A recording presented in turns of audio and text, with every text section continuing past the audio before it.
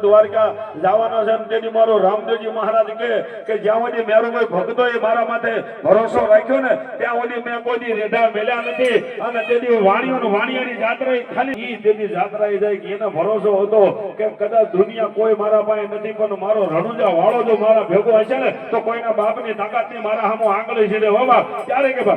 એ વાણીઓને વાણિયારી